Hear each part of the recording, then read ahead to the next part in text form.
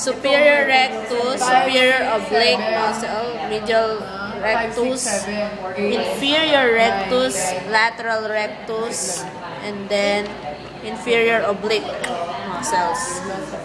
Then here, this one is the white, is the sclera. Then the brownish, reddish is the choroid, and then retina. And then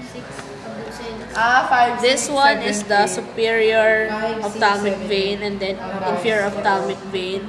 Then the optic nerve. Saan yung central retinal artery? Central retinal artery. Dito yun eh. Sa bukasin. Okay. So, wait. For the eyes, this one is the cornea. Then this one is the iris, and then pupil, and then ciliary muscles. Then lens. Then this one is the vitreous membrane. And then here is the optic disc. And then this one is the macula densa. Mamillary body na to. So, asan yung 3? 1, 2, 3. Ito 3 ba? No. Hindi pala, hindi ko na pala. Sana pala. Oh, ano to? Mamillary body to. Oh, what is this? I don't know.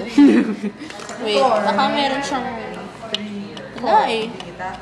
Laging di kita yung optic chiasm ito, di ba?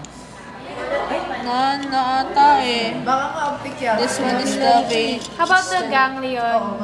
Tama, optic Ha? Ganglion. Ha? Bale. Ganglion? It's not a facial yet.